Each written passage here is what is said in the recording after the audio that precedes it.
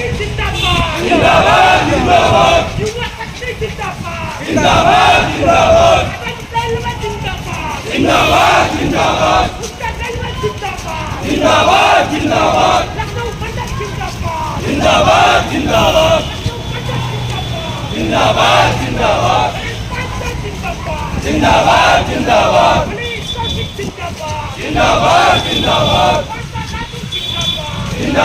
जिंदाबाद जिंदाबाद जिंदाबाद जिंदाबाद जिंदाबाद।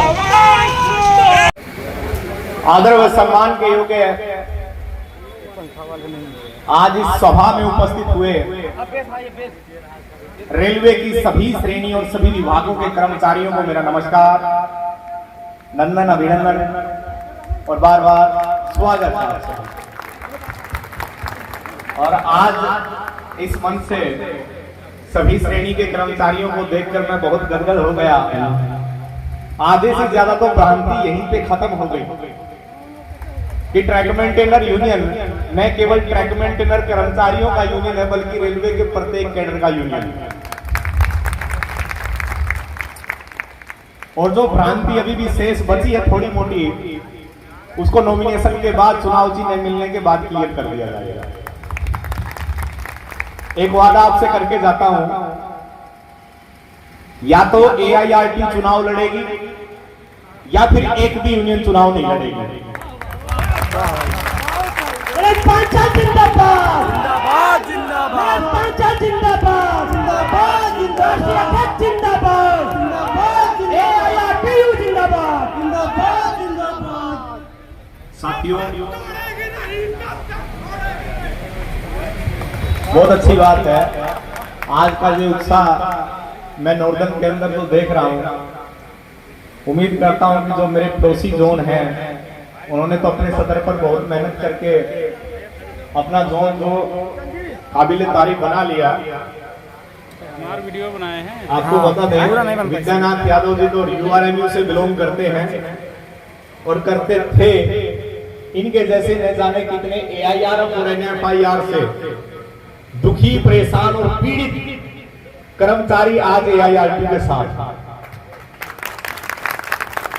जिनका लक्ष्य छूट गया और बीच मझधार में जिनको छोड़कर बाकी लोग अपना व्यक्तिगत उल्लू सीधा करने के लिए उनकी लाशों के ऊपर से गुजरते गए, सपनों को तोड़ते हुए, आज उन साथियों को उम्मीद है कि एक ऐसा संगठन all India railway track maintainer union पैदा हुआ है जो रेलवे के अंदर फेडरेशन का रूप धारण करके सबसे बड़ा बनने का काम करेगा।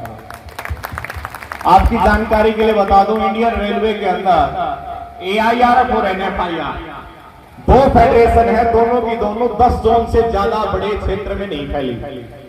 केवल 10 से 11 GM के अधीन वो काम करती हैं, लेकिन AIRT भारत की पहली ऐसी यूनियन है जो 14 जोन में काम करती है। इसी के साथ मैं आपके साथियों के अंदर जोशीला नारा लगवाते हुए अपनी रेलवे की कुछ आंकड़े बताऊंगा, आप बराबर उस पर जिंदाबाद बुलाइएगा। इसमें न केवल ट्रैक मेंटेनर कर्मचारियों की जिंदाबाद होगी बल्कि रेलवे के हर उस कर्मचारी की जिंदाबाद होगी जिसने रेल को 150 किलोमीटर की प्रति घंटे की रफ्तार से चलाने में योगदान प्रदान किया। AIRT जिंदाबाद, ट्रैक मेंटेनर जिंदाबाद। 1,32,000 किलोमीटर का पोजीशन तैयार करने वाले रेल कर्मचारियों की जिंदाबाद। 1,32,000 किलोमीटर ट्रैक की देखरेख करने वाले ट्रैक भाइयों की जिंदाबाद जिंदाबाद जिंदाबाद। 22,500 ट्रेनों को दिन प्रतिदिन चलाने वाले लोको पायलट भाइयों की जिंदाबाद जिंदाबाद जिंदाबाद। 61,000 किलोमीटर का इलेक्ट्रिफिकेशन करने वाले OSC TRD विभाग के कर्मचारी भाइयों के जिंदाबाद जिंदाबाद जिंदाबाद। 11 लाख रेल कर्मचारी जो दिन प्रतिदिन 2 करोड़ 40 लाख लोगों को अपने गंतव्य स्थल तक पहुंचाते सभी रेल कर्मचारी भाइयों की जिंदाबाद। 2023-24 के अंदर रेलवे को 17,500 करोड़ रुपए का लाभ देकर फूंक लगा के गिनने वाले वाणिज्यिक कर्मचारी भाइयों के जिंदाबाद। दूसरा साथी, आप सभी को याद होगा, रेलवे के अंदर दिल्ली मंडल में एक गेटमैन के हाथ काटे गए थे ऑन ड्यूटी, फाटक पर ऑन ड्यूटी हाथ काट गए थे। रेलवे ने उसको बहुत रोष प्रकट करते हुए बहुत बड़ा जघन्य अपराध माना। उसके ऊपर AIRTU की टीम ने रेल रोक दी। जो हड़ताल का हवाला दे रहे थे 26,000 बेसिक का नाम ले रहे, वो कभी हड़ताल नहीं कर पाए और हमारे एक साथी के साथ गलत होने की वजह से हमने ट्रेन रोक दी। 24 घंटे के भीतर 8 घंटे ड्यूटी सभी फाटकों पर हो गए। ये भी आपके संगठन की जीत थी। उस साथी को न्याय दिलाया, उसका विभाग परिवर्तन करवाया। तब हमारे संगठन ने 24 सितंबर 2018 को chairman of railway board Shri Ashwini Lohani ji को पत्र लिखा कि मान्यवर, हर रोज दिन प्रतिदिन आए दिन घटनाएं हो रही हैं, इन पर रोकथाम की करने की बहुत सख्त जरूरत है। उदाहरण स्वरूप कासिमपुर खेड़ी में शामली सेक्शन में लगता है कासिमपुर खेड़ी स्टेशन का नाम, वहां पर गेटमैन के ऊपर गोली चलाई गई, कान को छू के निकल गई। मुगल सराय डिवीजन में गेटमैन की गोली मारकर हत्या कर दी। रोहतक के अंदर सिर में रोड मार के घायल कर दिया। और अब ये जघन्य कांड जो हाथ काट दिए गए गेटमैन भाई। ये तमाम उदाहरण पेश करते हुए मैंने 3 चीजों की मांग की और तीनों की तीनों आपकी इंप्लीमेंट हो गई। रात्रि ड्यूटी के दौरान जो आरपीएफ का सिपाही पेट्रोलिंग पर होगा वो सभी फाटकों पर गश्त लगाएगा, ये भी आपकी इंप्लीमेंट हुई पहली चीज। दूसरा, प्रत्येक फाटक पर सीसीटीवी कैमरे लगेंगे और सुरक्षा जाल लगेंगे। ये आपकी तीनों डिमांड पूरी हो गई। अब सीसीटीवी कैमरे तो लगे नहीं, क्योंकि हमारे गेटमैनों ने विरोध कर दिया कि साहब कहीं सोते हुए ना पकड़े जावा।